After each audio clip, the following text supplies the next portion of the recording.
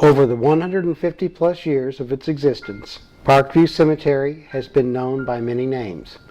Among these are the County Cemetery, the Ironton Colored Cemetery, and the Ironton City Cemetery. At the time of its creation, individual Missouri counties were responsible for taking care of their poor. This included their burial. Iron County was created in February 1857, and Ironton was selected as its county seat that September. While no deed has been found, the evidence suggests that the land that would become Parkview Cemetery was donated to the county by the Pilot Knob Iron Company prior to 1867. The cemetery is mentioned in a deed dated June 15, 1867, for what would become known as the West Addition to Ironton. The first recorded death of a pauper, buried at county expense, shows up in the records of the county court in December 1859. It is not known if he was buried in Parkview Cemetery, as no marker survives. The two earliest known burials in Parkview both took place in 1860. The first was that of Margaret Kendall, the wife of J. Kendall, who died on March the 11th, 1860. The second was that of M. M. Bosworth, who died on the 4th of November, 1860. With the coming of the American Civil War and the secession of the southern states, leaders in the North quickly realized the strategic importance of the Arcadia Valley. With the terminus of the St. Louis and Iron Mountain Railroad at Pilot Knob, along with the valley's rich natural resources, Union leaders quickly decided that the valley must be protected. Troops were stationed in the valley starting in the summer of 1861. By early 1862, as many as 2,500 troops may have been assigned there. Union soldiers who died while on duty in the valley were buried in locations all around the Arcadia Valley, but by the end of the war, as many as 200 or more had been buried at Parkview Cemetery. 4 years after the war ended, the federal government spent over $105,000 to have the remains of 10,899 soldiers, prisoners, workers, and civilian men, women, and children disinterred from various locations all around Missouri and moved to Jefferson Barracks National Cemetery. Included in this number were the Union soldiers who had been buried all around the Arcadia Valley. Evidence also suggests that a limited number of Confederate dead were inadvertently disinterred as a part of that effort. We know that the vast majority of these removals were from Parkview because of an eyewitness account to the body's removal in 1869. Cora Charlton, a child at the time, shared those memories in a letter to Dorothy Reese in 1942. If you had known the history of that old burying ground to the west of Ironton, later used by the colored people, you would have never ventured there by night. You see, I remembered when the government decided to remove all the soldiers' bodies buried there and sent them to Jefferson Barracks, so that all day long wagons loaded with the coffins went by. Cora Chase Charlton. The next known record we have regarding the history of Parkview Cemetery is the record book kept by local undertaker, carpenter, and hardware store owner John Albert. Albert operated his business in Ironton from 1878 to 1923 when he sold his undertaking business to Bond and White. References to burials at Parkview refer to the cemetery by multiple names, including the Colored Graveyard, Colored Cemetery, Old Graveyard, and County Cemetery. While Albert's register remains the only known record of an Iron County undertaking business of that time period, Albert was not the valley's only undertaker. For a period of time in the 1880s, Missouri required the counties to report births, stillbirths, and deaths occurring in each county. Though far from complete, these records do identify additional undertakers operating in the Arcadia Valley and other burials in county cemeteries, including Parkview. Finally, beginning in 1910, the state began the collection of births and deaths occurring within the state's boundaries.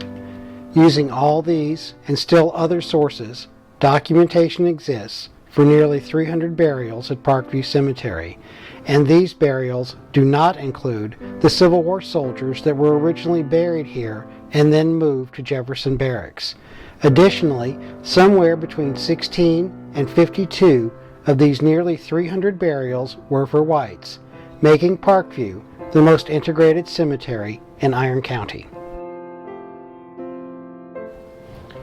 While the county maintained ownership of the cemetery, the families of those buried there maintained the individual plots. Over time, many of these families moved away, and other family lines simply died out.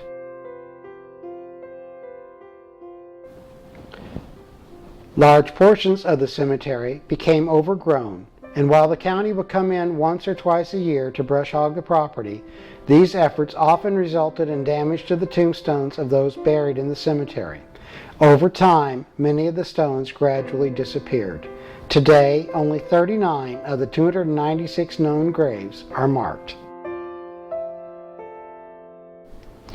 In 2004, Arcadia Valley High School teacher Don Barzowski and members of the school's Key Club took on the cleanup of Parkview Cemetery.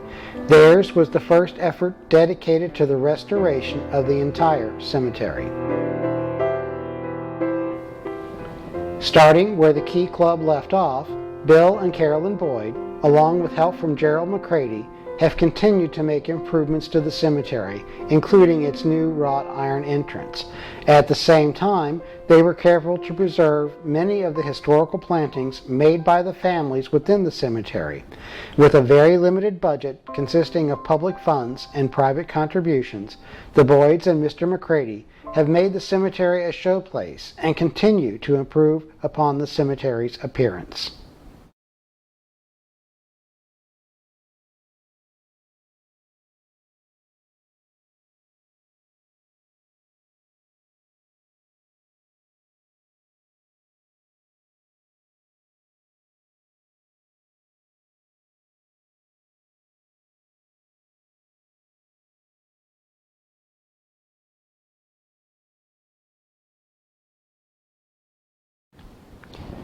Brothers Moses and Solomon Lax were born into slavery in Hardeman County, Tennessee in the 1840s. How slaves were treated during this time period rarely match the images that have been presented to us in classic films depicting that period. The reality of slavery was often much different. Though not all slave owners abused their slaves, many did. Whippings were used to instill fear and enforce discipline, and these lessons began in childhood. Many families were separated at some point during their lives, and in most places, slave marriages had no force in law. Their vows often replaced the phrase, "until death us do part," with phrases like, "till time or distance us do part." By the time of the Lax brothers' birth, many slaveholders had become fearful of slave insurrections. In response to this, many states, including Missouri, passed laws that made it a crime for slaves to be taught to read or write, for slaves to gather to worship, or for free blacks to move to the state. Solomon Lax was born in 1842, and his brother Moses was born in 1845. Both were born in Hardeman County, Tennessee, and both were the property of John Lax. John Lax and his wife Elizabeth were both born in Virginia and were married there before moving to Tennessee by 1840. By 1850, then living in Hardeman County, John Lax owned 33 slaves, including Solomon and Moses. About the time of Moses' first recollection, his owner's house and all the family records, including those of the Lax slaves, were destroyed in a fire. In 1853, the Lax family and their slaves moved to near Jacksonport in Jackson County, Arkansas. With the election of Abraham Lincoln as president in November 1860, Civil War inevitably followed. Through the end of 1861 and into early 1862, the Union Army had pushed Confederate forces out of the state of Missouri. In early March 1862, the Confederate Army of the West, under Major General Earl Van Dorn, was defeated at the Battle of Pea Ridge. Retreating with his defeated army, all of northeastern Arkansas was left undefended. By early May 1862, General Curtis and his Army of the Southwest had occupied Batesville and the region along the White River as far as Jacksonport in Jackson County. As noted by authors William Shea and Earl Hess, quote, "The presence of the Army of the Southwest sounded the death knell of slavery in Arkansas's premier agricultural region. Curtis emancipated slaves on a mass scale, ignoring the fact in mid-1862 he lacked the authority to do any such thing. In towns along the way, soldiers commandeered printing presses and produced stacks of emancipation forms," unquote. It's almost certain that Solomon and Moses Lax were among the slaves given their freedom papers. From northern Arkansas, the brothers followed the army to the Arcadia Valley. Known at the time as contrabands, ex-slaves like Solomon and Moses sought work where they could find it. Moses, for example, was one of the 220 African Americans hired in 1863 to help build Fort Davidson. In December of that year, Moses enlisted in what would become the 62nd U.S. Colored Troops. Initially trained at Benton Barracks in what is present-day St. Louis, the 62nd would later serve in Louisiana and Texas. Solomon stayed behind, but he was one of the group of freed blacks that fought on the Union side in the Battle of Pilot Knob. In May 1865, Moses fought in the last battle of the Civil War, almost a full month after the surrender of Robert E. Lee's army at Appomattox the previous month. Known as the Battle of Palmetto Ranch, this last major action of the Civil War was a Confederate victory. Though the war was over, the men of the 62nd knew they faced an uncertain future. They also knew the value of an education. Men from the 62nd and 65th USCT, along with their white officers, began donating money from their monthly pay. This was significant because black soldiers were initially paid $10 a month with $3 withheld for clothing, while their white counterparts were paid $13 a month with no money withheld. It wasn't until early 1864 that the pay of the black soldiers was increased to the same level as their white counterparts. The money raised was used to found Lincoln Institute in Jefferson City, Missouri, later to become known as Lincoln University. Today, the Soldiers Memorial Plaza stands on the campus of Lincoln University to remind everyone of the soldier's dream that became a reality. After the end of the Civil War, Solomon Lax married Nancy Jane Collier on the 30th of December 1865. Nancy Jane was the daughter of ex-slaves Edmund Collier and Charlotte Fryer Collier, whose family had come to the Arcadia Valley during the war. Moses returned to the Potosi area after the Civil War, and it was there that he met and married his first wife, Ellen Campbell, on December the 8th, 1867. Tragically, both of their first wives would die young. Jane Collier Lax died on the 13th of November, 1869, and Ellen Campbell Lax died in childbirth on the 6th of April, 1871. Solomon would be the first brother to remarry on the 31st of October, 1872, to Celia Ann Reed. Together, the couple would have 6 children, though 2 of these, David and Annie, would die in infancy. Celia died from complications due to a miscarriage on February the 6th, 1886. Moses married his second wife, Isabel Crump, on the 10th of September, 1879.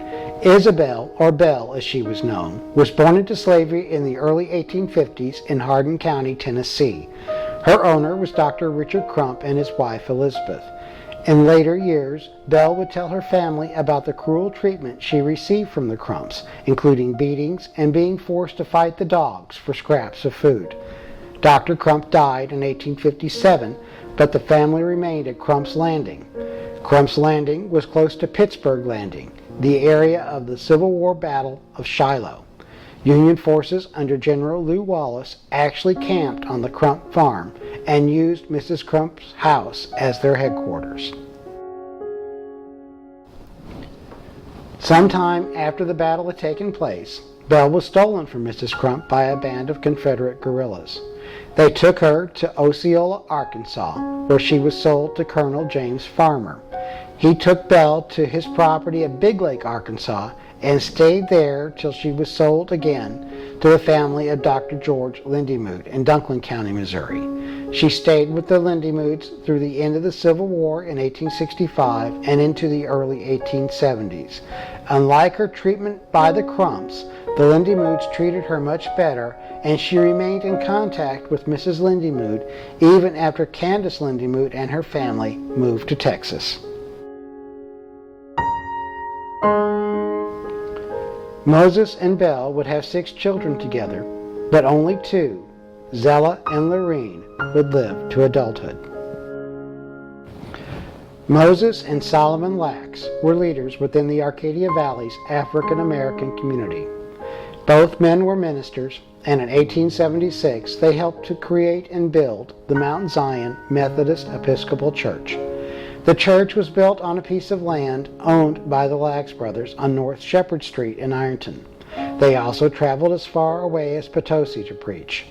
Both brothers were also active in the affairs of the school built for the area's black children. Originally built in 1876, the school would be intentionally burned in 1922, then replaced by a new stone school in 1927. Solomon Lax died in 1910, and his brother Moses died in 1913. Belle would live until 1952, and she made sure her children and grandchildren never forgot about their rich heritage. Today, we know that at least 5 generations of the Lax and related families are buried in Parkview Cemetery. Yet, this is the incomplete story of only one family. Stories of other families buried at Parkview are yet to be told. There are as many stories as there are people buried there, but who will tell their stories? In a larger context, it is up to each of us to record our own family stories. If we don't, who will?